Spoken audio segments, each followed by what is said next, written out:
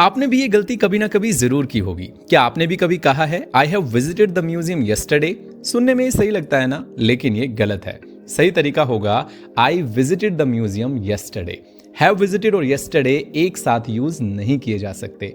Tense की इस छोटी सी गलती से आपकी बात का मीनिंग पूरी तरह बदल सकता है और आपका लिसनर कंफ्यूज्ड हो सकता है। टेंसेस सिर्फ ग्रामर रूल्स नहीं है, ये आपकी कम्युनिकेशन स्किल्स को क्लियर, इम्पैक्टफुल एंड इंप्रेसिव बनाने के प्रोसेस का कॉर्नरस्टोन है। Hello everyone, I am sure tenses को सीखने के लिए आपने भी 3 मिनट से लेकर 3 घंटे की वो जादुई वीडियोस यहाँ वहाँ जरूर देखी होंगी, जिनमें एकदम से टेंसेस को सिखाने की गारंटी दी जाती है। क्या वाकई में हम टेंसेस के कॉन्सेप्ट को उन शॉर्टकट्स वाली वीडियोस की हेल्प से क्लैरिटी के साथ सीख सकते हैं? जवाब आप सबको मालूम है, नहीं। अब ध्यान से सुनिए, टेंसेस तसल्ली से सीखने का कॉन्सेप्ट है, इसलिए अब हम 15 वीडियोस की सीरीज की हेल्प से आपको स्टेप बाय स्टेप बेसिक से एडवांस्ड लेवल की कॉन्सेप्ट क्लैरिटी देंगे, जिसमें फर्स्ट वीडियो आपके बेसिक कॉन्सेप्ट्स को मजबूत करेगी। अगली 12 वीडियोस में हम 12 टेंसेस को बगैर टेंशन के सीखेंगे और लास्ट की 2 वीडियोस में हम इंटरेस्टिंग तरीके से रिवीजन और खूब सारी प्रैक्टिस करेंगे। हम हर कॉन्सेप्ट को रियल लाइफ एग्जांपल्स के साथ मजेदार तरीके से समझेंगे, कॉमन एरर्स यानी गलतियों को ध्यान से परखेंगे और खूब सारी प्रैक्टिस करेंगे, ताकि आप हर सीखे गए कॉन्सेप्ट को प्रैक्टिकल तरीके से अपनी डेली लाइफ कॉन्वर्सेशन और राइटिंग में इस्तेमाल कर सके। Hello everyone, I would like to welcome you all in this complete course of tenses in 15 videos. आज की हम वीडियो में बेसिक कॉन्सेप्ट्स को समझेंगे। ये वो कॉन्सेप्ट्स हैं जो टेंसेस को बेहतर तरीके से समझने के लिए हमें पता होने बेहद जरूरी हैं।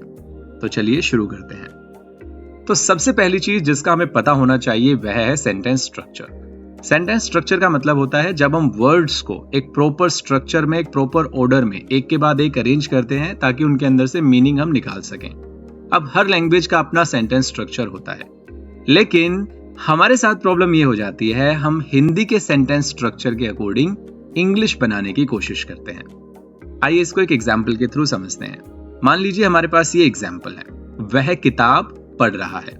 अब मैं ये एज्यूम करता हूं कि आपको टेंसेस नहीं आते, और मैं अगर आपको टेंसेस नहीं आते हैं और फिर भी मैं आपसे कहूं कि इसकी आप इंग्लिश बना के दिखाइए, तो आप क्या करेंगे? आप वर्ड टू वर्ड इसको ट्रांसलेट करना शुरू कर देंगे। जैसे वह को आप लिखेंगे ही, किताब के लिए आप यूज करेंगे बुक, और पढ़ रहा है के लिए आप यूज करेंगे रीडिंग, राइट? ही बुक रीडिंग। लेकिन इस सेंटेंस की सही इंग्लिश ये नहीं है। इस सेंटेंस की सही इंग्लिश है he is reading a book. अब देखिए, वह के सामने ही है, लेकिन किताब जो है, किताब के नीचे बुक नहीं है, किताब पीछे चली गई है, और जो एक काम हो रहा था पढ़ने का, वो रीडिंग यहां पे आ गई है। इसका सीधा मतलब ये है कि हिंदी और इंग्लिश का सेंटेंस स्ट्रक्चर आपस में बहुत अलग है। तो हमें वर्ड टू वर्ड ट्रांसलेट करके हम इंग्लिश नहीं बना सकते। कि आपको सब वर्ड्स के मीनिंग तो पता है, तो आप उनको जैसा वो हिंदी में लिखा है वैसा ही उसको इंग्लिश में लिख देंगे तो सेम सेंटेंस नहीं बनेगा, जैसा हमने अभी देखा। क्यों? क्योंकि जो हिंदी है उसके अंदर पहले सब्जेक्ट आता है, फिर ऑब्जेक्ट आता है, फिर वर्ब आती है। वहीं इंग्लिश के अंदर सब्जेक्ट तो सेम जगह पे है, लेकिन वर्ब और ऑब्जेक्ट का जो प्लेस है, उनकी जो जगह है, वो आपस में एक्सचेंज हो जाती है। अब सर, ये S plus O plus V, ये क्या प्लस माइनस कर दिया आपने, ये है क्या? तो आइए इनको देखते हैं कि ये है क्या। अब जो 3 इंपॉर्टेंट एलिमेंट हैं सेंटेंस स्ट्रक्चर के, उनको हम पहचानना सीखते हैं और उनका मीनिंग समझते हैं। तो वो तीनों है सब्जेक्ट, वर्ब एंड ऑब्जेक्ट। अगर आपको सेंटेंस में पता करना है कि ये तीनों चीजें कहाँ हैं, तो सबसे पहले आप पता कीजिए कि सेंटेंस में वर्ब कहाँ है। वर्ब का मतलब होता है काम, एक्शन। इस सेंटेंस के अंदर क्या काम हो रहा है? तो अगर आप ध्यान से देखें तो आप कहेंगे वह किताब पढ़ रहा है, तो एक्शन हो रहा है पढ़ रहा है। तो ये हमारी क्या हो गई? वर्ब हो गई। अब हम चलिए पहचानते हैं कि इसमें सब्जेक्ट क्या है। जो काम को करता है, यानी जो वर्ब को, जो एक्शन को करता है, वो हमारा सब्जेक्ट कहलाता है। किताब को पढ़ने का काम कौन कर रहा है? वह हमारा सब्जेक्ट हो गया। अब हमें लास्ट में पता करना है कि इसमें ऑब्जेक्ट क्या है। ऑब्जेक्ट का सीधा सीधा मीनिंग होता है कि जिसके ऊपर काम का असर आए। तो अब पढ़ने का असर किसके ऊपर आ रहा है? किताब के ऊपर। तो ये हमारा क्या हो जाएगा? ऑब्जेक्ट हो जाएगा। अब इनके मीनिंग एक बार देख लेते हैं। देखिए, सबसे पहले हमने वर्ब पहचाननी है सब्जेक्ट के अंदर कि क्या काम हो रहा है। जो उस काम को करता है वो हमारा सब्जेक्ट बन जाता है, और जिसके ऊपर उस काम का प्रभाव पड़ता है, असर पड़ता है, वो हमारा ऑब्जेक्ट बन जाता है। ठीक है, यहां तक की तीनों चीजें क्लियर हो गई। क्या काम हो रहा था? पढ़ने का, वर्ब बन गई। कौन पढ़ रहा है? वह पढ़ रहा है, सब्जेक्ट बन गया। पढ़ने का असर किसके ऊपर आया? क्या पढ़ा जा रहा है? किताब पढ़ी जा रही है, तो ये हमारा ऑब्जेक्ट हो गया। तो चलिए अब इस सेंटेंस के अंदर पता लगाते हैं कि सब्जेक्ट, वर्ब एंड ऑब्जेक्ट क्या है। सबसे पहले हमें पता लगाना है कि वर्ब क्या है। सबसे पहले देखिए, क्या काम हो रहा है? उड़ाने का काम हो रहा है, तो ये हमारी क्या हो गई? वर्ब हो गई। कौन उड़ा रहा है? काम को जो करता है वो हमारा सब्जेक्ट बन जाता है। गीता पतंग उड़ा रही है, तो गीता हमारी सब्जेक्ट हो गई। अब क्या उड़ाया जा रहा है? उड़ाने का प्रभाव, उड़ाने का असर किस पर पड़ रहा है? पतंग के ऊपर पड़ रहा है, तो ये हमारा ऑब्जेक्ट हो गया। सर, इनसे सेंटेंसेस कैसे बनाएंगे? आप उस चीज के लिए थोड़ा सा वेट कीजिए। हम नेक्स्ट वीडियो में प्रेजेंट इंडेफिनिट टेंस शुरू करेंगे, वहां से एक्चुअल सेंटेंस बनाना सीखेंगे। अभी आपको ये पता होना चाहिए कि सब्जेक्ट, ऑब्जेक्ट और वर्ब को आइडेंटिफाई कैसे किया जाता है। अब हम सब्जेक्ट के कॉन्सेप्ट को थोड़ी और गहराई से समझेंगे। हमने मीनिंग जान लिया है। मीनिंग क्या है सब्जेक्ट का? जो काम करता है, यानी जो एक्शन करता है, जो काम करता है, वो हमारा सब्जेक्ट कहलाता है। अब जैसे हमने किया था कि पढ़ने का काम कौन कर रहा है? वह कर रहा है, तो वह हमारा सब्जेक्ट हो गया। उड़ाने का काम कौन कर रहा है? गीता कर रही है, तो ये हमारी सब्जेक्ट हो गई। करेक्ट। अब ये एक और सेंटेंस है, इसको ध्यान से देखते हैं। आसमान में सूरज चमक रहा है, तो सर सोचना क्या है? ऊपर जितने सब्जेक्ट है वो स्टार्टिंग में है, तो हमारा आसमान भी यहां से सब्जेक्ट हो गया, है ना? नहीं, ऐसा नहीं है। जब हमने बात की थी कि हमें सब्जेक्ट, वर्ब और ऑब्जेक्ट पहचानने हैं, तो मैं आपसे कह रहा था सबसे पहले आपको एक्शन पहचानना है, वर्ब पहचाननी है। तो चलिए उसी से शुरू करते हैं। क्या काम हो रहा है? आसमान में सूरज चमक रहा है, तो चमकने का काम हो रहा है, ये हो गया वर्ब। अब जो काम को करता है वो सब्जेक्ट होता है, तो चमकने का काम क्या आसमान कर रहा है? नहीं कर रहा है। कि कौन कर रहा है चमकने का काम? सूरज। तो ये हमारा सब्जेक्ट हो गया है। तो आपने देखा, हम जनरली ये मान लेते हैं कि सब्जेक्ट जो है वो हमेशा सेंटेंस के स्टार्टिंग में आते हैं, जैसे यहाँ पे है, तो हमने यहाँ पे भी आसमान को सब्जेक्ट मान लिया। आपको वही प्रोसेस फॉलो करना है। फर्स्ट ऑफ ऑल ये देखिए कि क्या काम हो रहा है, फिर ये देखिए कि वो काम कौन कर रहा है। वो जो काम कर रहा है वो क्या हो जाएगा? सब्जेक्ट हो जाएगा। तो हमने ये जान लिया है कि हिंदी का अगर कोई सेंटेंस है जिसको हम इंग्लिश में ट्रांसलेट कर रहे हैं, तो जरूरी बिल्कुल नहीं है कि उस हिंदी के सेंटेंस में जो शब्द स्टार्टिंग में लिखा है वही हमारा सब्जेक्ट होगा। सबसे पहले हमें काम पहचानना है, फिर हम पूछेंगे कि इस काम को कौन कर रहा है। जो उस काम को कर रहा है वो हमारा सब्जेक्ट, जिस पर उस काम का प्रभाव पड़ रहा है वो हमारा ऑब्जेक्ट। आइए आगे बढ़ते हैं। अब सब्जेक्ट से रिलेटेड एक ही कॉन्सेप्ट है। सब्जेक्ट हमारा सिंगुलर भी हो सकता है और प्लूरल भी हो सकता है। सिंगुलर का मतलब होता है एक, प्लूरल का मतलब होता है एक से ज्यादा। अब देखिए, जैसे रीता गाना गाती है, तो मैं जल्दी से देखूंगा सबसे पहले काम क्या है? गाने का। कौन कर रहा है? रीता। तो रीता हमारी सब्जेक्ट हो गई, लेकिन रीता क्या है? एक है। रीता क्या है? एक है, तो ये सिंगुलर है। अब ऐसे ही रोहन और मोहन पढ़ रहे हैं। काम क्या हो रहा है? पढ़ने का। कौन पढ़ रहा है? रोहन और मोहन। तो ये हमारे सब्जेक्ट है, और हमारे सब्जेक्ट यहाँ पर एक से ज्यादा है, यानी ये प्लूरल है। तो हमें यहां से पता चला कि हमारा सब्जेक्ट सिंगुलर भी हो सकता है और प्लूरल भी हो सकता है। सर ये बात तो हमें पहले से पता थी तो वेरी गुड। इस कॉन्सेप्ट का हमें यूज करना है एडवांस लेवल पे जाकर, जब हम प्रेजेंट इंडेफिनिट टेंस में हेल्पिंग वर्ब का सिलेक्शन करेंगे और वर्ब्स का सिलेक्शन करेंगे, और बाकी टेंसेस में भी हेल्पिंग वर्ब के सिलेक्शन में ये जो कॉन्सेप्ट है कि हमारा सब्जेक्ट सिंगुलर है या प्लूरल है, ये बहुत इंपॉर्टेंस रखता है। आगे बढ़ते हैं। सब्जेक्ट से रिलेटेड हमारा तीसरा कॉन्सेप्ट है प्रोनाउन का। प्रोनाउन का मतलब क्या होता है?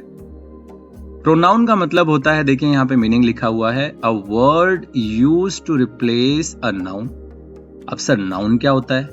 नाउन का मतलब होता है, आप अपने आसपास देखिए, जो भी चीजें आपको नजर आ रही हैं, लैपटॉप, टेबल, चेयर, जितनी भी चीजें आपको नजर आ रही हैं, उन सब का कोई ना कोई नाम है। इन्हीं नामों को हम नाउन बोलते हैं। और इन नामों को बार बार रिपीट करने की बजाय हम उनकी जगह पे कुछ वर्ड्स का यूज करते हैं, उन वर्ड्स को प्रोनाउन बोलते हैं। आओ इनको एग्जाम्पल्स के थ्रू समझते हैं। देखिए, जैसे रीता गाना गाती है। अब मैं दूसरा सेंटेंस बोलता हूं, रीता गिटार भी बजाती है। तो रीता रीता बार बार लिखने की बजाय मैं रीता की जगह पर शी लिख सकता हूं, यानी वह लिख सकता हूं। तो जो ये शी है या वह है, ये क्या है? हमारे प्रोनाउन है। ऐसे ही रोहन और मोहन पढ़ रहे हैं, और इन्हीं के बारे में मुझे दूसरी बात बतानी है। रोहन और मोहन पढ़ रहे हैं, रोहन और मोहन बहुत अच्छे दोस्त हैं, रोहन और मोहन वहां रहते हैं। तो बार बार रोहन और मोहन बोलने की बजाय मैं उनकी जगह पे कुछ वर्ड्स का यूज कर सकता हूं, जैसे दे। अब दे उनकी जगह पे मैंने यूज किया, तो दे हमारा क्या हो गया? प्रोनाउन हो गया। यहां से हमें ये समझने को मिला है कि जो सब्जेक्ट है वो सब्जेक्ट में नाउन भी हो सकते हैं और प्रोनाउन भी हो सकते हैं। ये आप देख रहे हैं पूरा प्रोनाउन चार्ट है। अब देखने से आपको एकदम से लग सकता है ये क्या है सर, कैसे याद होगा, कैसे क्या करना है, लेकिन जब आप इसको 4-5 बार पढ़ेंगे तो बहुत अच्छे तरीके से आपको ये चीजें समझ में आ जाएंगी। और हम सेंटेंसेस में जब इनका यूज करेंगे तो हम इस टेबल को बार बार यूज करेंगे, तो आपको अच्छे से याद हो जाएगी। ये बहुत जरूरी है। यहाँ पे देखिए क्या लिखा हुआ है, सब्जेक्ट प्रोनाउन। तो ये जितने भी आपको यहाँ पे नजर आ रहे हैं वो सारे के सारे सब्जेक्ट प्रोनाउन है। फर्स्ट 2 के अंदर फर्स्ट पर्सन लिखा हुआ है, फिर नेक्स्ट में 2 में सेकंड पर्सन, और फिर बाद में थर्ड पर्सन लिखा हुआ है। इनका मतलब क्या है, आइए देखते हैं। इंग्लिश के अंदर first person, second person and third person होते हैं। इनका मतलब क्या है? मान लीजिए दोनों आपस में बातें कर रहे हैं, तो अगर ये बोल रही हैं, मान लीजिए, देखिए जो बात करता है वह फर्स्ट पर्सन कहलाता है। आई और वी प्रोनाउन का इनके लिए यूज किया जाता है। जो बात को सुनता है वह सेकंड पर्सन कहलाता है, यानी अब जो ये जनाब हैं ये सेकंड पर्सन है, और इनके लिए जो प्रोनाउन का यूज होगा वो यू होगा। और जिनके बारे में बात की जाती है वो हमारे थर्ड पर्सन होते हैं, जिसमें he, she, it, they, names etcetera. इसमें पूरी बाकी दुनिया आ गई। इन चीजों को आप और बेहतर तरीके से समझ लेंगे जब हम इनको सेंटेंस में यूज करना सीखेंगे। तो बार बार वहां पे रेफरेंस मिलेगा आपको कि थर्ड पर्सन सिंगुलर के साथ आपको ये यूज करना है, फर्स्ट पर्सन के साथ ये यूज करना है। देन इन दैट केस आपको पता होना चाहिए कि first person, second person, third person क्या होते हैं। आगे बढ़ते हैं। अब कॉन्सेप्ट है वर्ब का। वर्ब का मतलब होता है काम। जो भी सेंटेंस के अंदर काम चल रहा है वही हमारी वर्ब है, एक्शन है। जैसे यहाँ पे किताब पढ़ रहा है तो पढ़ रहा है हमारी वर्ब है, गीता पतंग उड़ा रही है तो उड़ा रही हमारी वर्ब है। अब एक और सेंटेंस है, वह सो रहा है, तो इसमें सोना हमारी क्या है? वर्ब है। अब वर्ब के कुछ टाइप्स होते हैं। बेसिकली वर्ब के 2 टाइप होते हैं, जो ये हैं, ट्रांजिटिव वर्ब और इनट्रांजिटिव वर्ब। जिसको हिंदी में, ट्रांजिटिव वर्ब को हिंदी में बोलते हैं सकर्मक क्रिया, और इनट्रांजिटिव वर्ब को हिंदी में बोलते हैं अकर्मक क्रिया। सकर्मक क्रिया या ट्रांजिटिव वर्ब वो वर्ब होती हैं जिनमें ऑब्जेक्ट होता है, और इनट्रांजिटिव वर्ब या अकर्मक क्रिया वो वर्ब या एक्शन होते हैं जिनके अंदर ऑब्जेक्ट नहीं होता है। अब जैसे यहां पे हम फिर से अगर इस सेंटेंस को देखें, गीता पतंग उड़ा रही है, तो उड़ाने का काम कौन कर रहा है? गीता, तो सब्जेक्ट हो गई। और उड़ाने का प्रभाव किसके ऊपर पड़ रहा है? पतंग के ऊपर, तो ये हमारा ऑब्जेक्ट हो गया। ठीक है, तो उड़ाना जो है वो किस तरीके की क्रिया है बताइए जल्दी से, सकर्मक या अकर्मक? अब उड़ाने के पास पतंग ऑब्जेक्ट है उनका, तो ये हमारी सकर्मक क्रिया है। अब एक नेक्स्ट सेंटेंस देखिए, वह सो रहा है। हमें पता चल गया काम क्या है? सोने का। कौन सो रहा है, वह सो रहा है, तो ये हमारे सब्जेक्ट हो गए। अब ऑब्जेक्ट के लिए तो हमारे पास कुछ बचा ही नहीं, तो जिन वर्ब्स को ऑब्जेक्ट की जरूरत नहीं होती है वो इंट्रांजिटिव वर्ब है। तो सोना या स्लीपिंग इंट्रांजिटिव वर्ब हो गई। तो आपको यहां से ये पता होना चाहिए कि वर्ब दो तरीके की होती हैं, एक ट्रांजिटिव वर्ब जिनके अंदर ऑब्जेक्ट होता है, एक इंट्रांजिटिव वर्ब जिनके अंदर ऑब्जेक्ट नहीं होता है। आगे बढ़ते हैं, अब ऑब्जेक्ट को समझते हैं हम। ऑब्जेक्ट का मतलब होता है कि जिसके ऊपर काम का असर पड़ता है, ठीक है। अब देखिए, वह शाम को इंग्लिश पढ़ा रहा है। सबसे पहले एक्शन पता किया हमने पढ़ाने का, कौन कर रहा है भाई, वह कर रहा है, तो वह हमारे सब्जेक्ट हो गए। अब पढ़ाने का जो इफेक्ट है वो किसके ऊपर आ रहा है, वो इंग्लिश के ऊपर भी आ रहा है और वो शाम के ऊपर भी आ रहा है ना। तो दो हमारे पास यहां पे ऑब्जेक्ट बन गए हैं। Very good. अब आगे चलिए, गीता सोफे को तोड़ रही है। ध्यान से देखिए, सबसे पहले हम पूछेंगे क्या काम हो रहा है, तोड़ने का काम हो रहा है। तो वर्ब, कौन तोड़ रहा है, गीता, तो सब्जेक्ट, क्या तोड़ा जा रहा है, सोफा, तो ऑब्जेक्ट। अब ये सेंटेंस देखिए, वह सोफे पर सो रहा है। सबसे पहले हम पूछेंगे क्या काम चल रहा है भाई, सोने का, वर्ब, कौन सो रहा है, वह, सब्जेक्ट। अब सोने का इफेक्ट किस पे आ रहा है, सर सीधी सीधी बात है, सोफे पर आ रहा है, तो ये हमारा ऑब्जेक्ट हो जाएगा। जी नहीं, ये गलत है। क्यों गलत है अभी हम समझेंगे। एक ऐसा ही सेंटेंस और देखिए जो हमने स्टार्टिंग में देखा था। सबसे पहले देखेंगे हम इसमें, आसमान में सूरज चमक रहा है। क्या काम हो रहा है, चमकने का, तो ये हमारी वर्ब हो गई। कौन चमक रहा है, सूरज, तो हमारे सब्जेक्ट हो गए। चमकने का इफेक्ट किसके ऊपर आ रहा है, आसमान के ऊपर, आसमान में, ये हमारा ऑब्जेक्ट हो गया। जी नहीं, ये हमारा ऑब्जेक्ट नहीं है। क्यों नहीं है, आइए समझते हैं। देखिए, ऑब्जेक्ट हमेशा दो तरीके के होते हैं। एक होता है डायरेक्ट ऑब्जेक्ट, जिसमें कोई वस्तु या चीज होती है। एक होता है इनडायरेक्ट ऑब्जेक्ट, जो व्यक्ति होता है।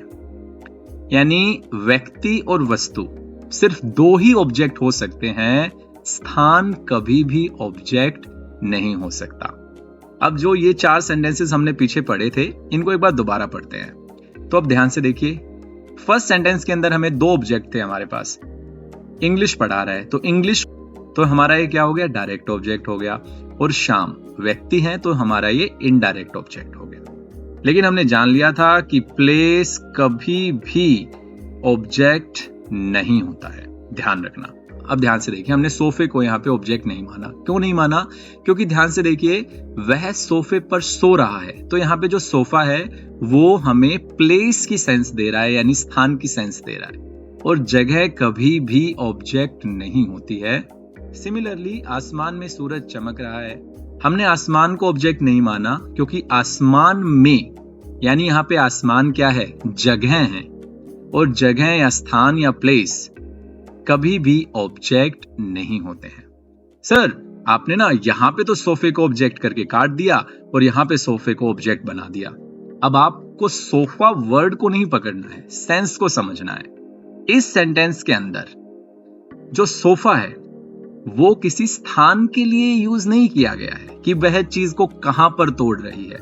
अब यहाँ पे सोफा एक वस्तु है जिसको तोड़ा जा रहा है, जबकि यहाँ पे सोने का काम सोफे पर किया जा रहा है, तो सोफा वहां पे स्थान है और स्थान कभी भी ऑब्जेक्ट नहीं होता है। अब जल्दी से एक बार रिवाइज कर लेते हैं हमने अब तक क्या क्या सीखा है। सबसे पहले हमने जाना कि सेंटेंस स्ट्रक्चर, हिंदी और इंग्लिश का सेंटेंस स्ट्रक्चर आपस में अलग है, तो हमें हिंदी से इंग्लिश जब ट्रांसलेट करनी है, सेंटेंसेस बनाने हैं, तो हमें वर्ड टू वर्ड ट्रांसलेट नहीं करना है, क्योंकि दोनों लैंग्वेजेस में सेंटेंस का बनाने का जो तरीका है वो अलग होता है। दूसरी बात हमने जानी, सब्जेक्ट, वर्ब एंड ऑब्जेक्ट को पहचानना। इसके लिए हमें सबसे पहले पता करना है कि काम क्या हो रहा है। जो काम होता है वो हमारी वर्ब है, उस काम को जो करता है वो हमारा सब्जेक्ट बन जाता है, और उस काम का असर जिस पर आता है वह हमारा ऑब्जेक्ट बन जाता है। फिर हमने जाना सब्जेक्ट को और गहराई से कि सब्जेक्ट एक सिंगुलर भी हो सकता है, प्लूरल भी हो सकता है। सिंगुलर और प्लूरल सब्जेक्ट के अकॉर्डिंग ही हम हेल्पिंग वर्ब और वर्ब को सिलेक्ट करते हैं, जिसको डिटेल में आप नेक्स्ट वीडियो में पढ़ेंगे जब हम प्रेजेंट इंडेफिनिट टेंस से टेंसेस को शुरू करेंगे। फिर हमें पता चला कि इंग्लिश के अंदर 3 पर्सन होते हैं, first person, second person and third person. फिर हमने जाना प्रोनाउन। प्रोनाउन का मतलब होता है ऐसे वर्ड्स होते हैं जो नाउन की जगह पे यूज किए जाते हैं। नाम को हम नाउन बुलाते हैं और कई बार हम बार बार नाम को रिपीट ना करने की बजाय उनकी जगह पे कुछ और वर्ड्स का यूज करते हैं। जैसे रीता, रीता, रीता, रीता, बार बार रीता, रीता रिपीट करने की बजाय हम उसकी जगह पे शी का यूज कर सकते हैं, तो शी हमारा प्रोनाउन बन गया। ये प्रोनाउन चार्ट है जिसको आपको कम से कम 5 से 6 बार पढ़ना है। फिर हमने जाना वर्ब को कि वर्ब का मतलब होता है काम। जो वर्ब है वो 2 तरीके की होती है, ट्रांजिटिव वर्ब और इंट्रांजिटिव वर्ब। ट्रांजिटिव वर्ब का मतलब होता है सकर्मक क्रिया, ऐसा काम जिसको ऑब्जेक्ट की जरूरत होती है। जैसे वह पढ़ रहा है, फर्स्ट सेंटेंस के अंदर तो पढ़ने का काम किसके ऊपर हो रहा है, किताब के ऊपर, तो यहाँ पे ऑब्जेक्ट चाहिए इसको, तो ये हमारी ट्रांजिटिव वर्ब हो गई। वही जो तीसरा सेंटेंस अगर आप देखें, वह सो रहा है, तो यहाँ पे ऑब्जेक्ट की रिक्वायरमेंट नहीं है, ऑब्जेक्ट की नीड नहीं है, इसलिए ये एक अकर्मक क्रिया है, इंट्रांजिटिव वर्ब है। आगे फिर हमने जाना टाइप्स ऑफ ऑब्जेक्ट। ऑब्जेक्ट का मतलब जिसके ऊपर काम का प्रभाव पड़ता है, असर पड़ता है। ऑब्जेक्ट 2 ही तरीके के होते हैं, वस्तु या व्यक्ति। कभी भी स्थान, जगह ऑब्जेक्ट नहीं होता है। लास्ट सेंटेंस को एक बार जल्दी से देख लो।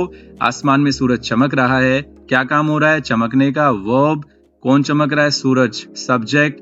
आसमान में, ये क्या है, प्लेस है, और प्लेस कभी भी ऑब्जेक्ट नहीं होता है। आई होप आपको ये बेसिक कॉन्सेप्ट्स अच्छे से समझ आ गए होंगे। अच्छा जी, पक्का समझ आ गए? चलो इस क्विज को अटेम्प्ट करो और अपना स्कोर कमेंट बॉक्स में टाइप करो। लेट्स सी आप आगे के सफर के लिए कितना तैयार हैं।